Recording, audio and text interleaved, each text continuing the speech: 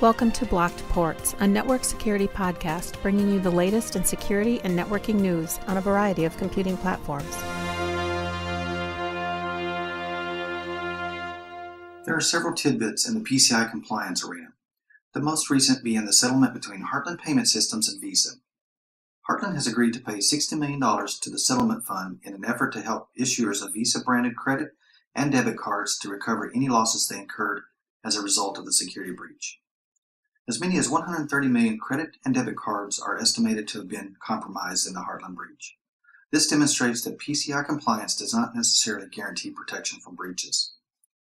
In other PCI news, MasterCard has reversed its PCI compliance audit requirement for Level 2 merchants. These merchants must no longer conduct on-site payment processing compliance audits from a QSA. Level 2 merchants process between 1 million and 6 million transactions per year. While this reversal is good news for those merchants looking to save money on PCI compliance audits, experts are concerned that the decision de-emphasizes the importance of payment processing security. They advise merchants to conduct the audits anyway, arguing that money lost due to a devastating security breach will far outweigh that spent on an audit. And in an effort to step up payment processing security, it may soon be a PCI DSS requirement to provide automated cardholder data discovery. In an article for StorefrontBacktalk.com, PC expert Walt Conway predicted the new mandate, basing his theory on the results of a Verizon report and the attention it garnered at the PCI community meeting in the fall. The report found that in 38% of breaches, the breached organization did not know it was storing cardholder data. Conway said that as a result, the PCI Security Standards Council will likely prioritize cardholder data discovery because businesses cannot protect what they don't know they have. Experts say that regardless of the requirement, it's crucial for businesses to understand what cardholder data they store, where, and why.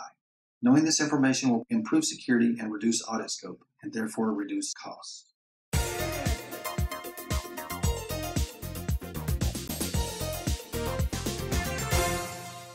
Scareware pop-ups continue to pose a threat to computer users, according to the Internet Crime Complaint Center.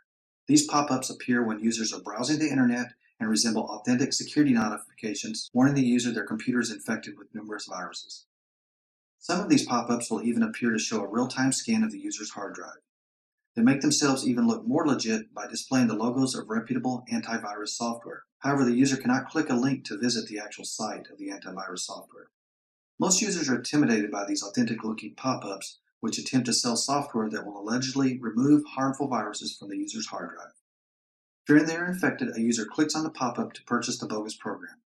They fill in their payment information and are charged for the application, which is likely a virus in itself. Most of these rogue programs pack Trojans, viruses, or keyloggers that will install themselves on the user's computer, causing harm to the system and potentially enabling identity theft through the user's financial institution. Sometimes this malware can be transferred to the user's system even if they did not click on the pop-up itself. The FBI estimates users falling victim to these tactics have lost over $150 million. Users need to exercise caution when surfing the web and be very wary of pop-ups offering a variety of recognized security software. If you receive such a pop-up, close the browser or even shut your system down completely. When you restart, run a full antivirus scan.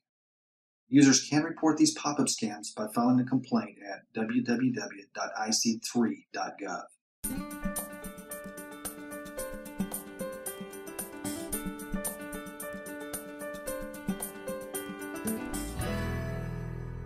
In networking news, Cisco recently patched a number of critical holes in its WebEx player software.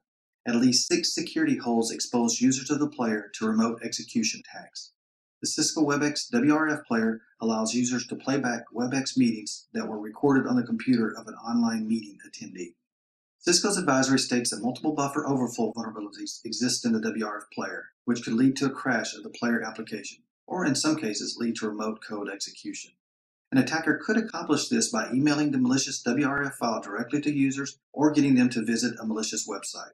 The advisory stressed that attending a WebEx meeting could not trigger the vulnerability. The WRF player can be automatically installed when a user accesses a WRF file that is located on a WebEx server, or the player can be manually downloaded and installed for offline playback by visiting webex.com. If the player was automatically installed, it will be automatically upgraded to the latest non-vulnerable version when users access a WRF file hosted on a WebEx server. Users who install the player manually will need to download the latest version and install it to be assured they have the patched version of the player.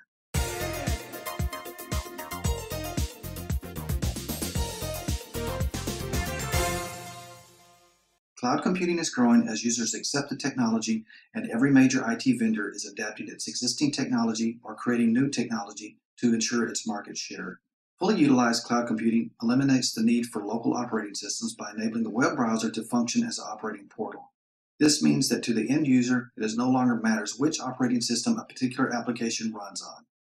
When all your applications are web-based and accessible from anywhere on any system, why bother with a local desktop system?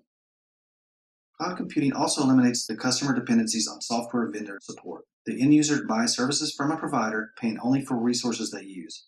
In the end, they have no real contact with the operating system vendor. Because cloud applications do not need to be installed on each user's computer, they are easier for providers to maintain, update, and improve. The lower upfront cost, reduced IT skills necessary to implement cloud computing systems in-house, and the freedom to access systems regardless of location and what device they're using makes cloud computing an attractive option for the end user. However, there are security, privacy, and data protection issues.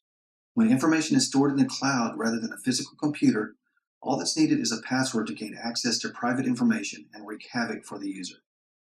In addition, stored data online has less privacy protection than data stored in the local system, both in practice and under the law. And aside from privacy and security concerns, entrusting your data to a third party can leave you open to frustrations like service outages.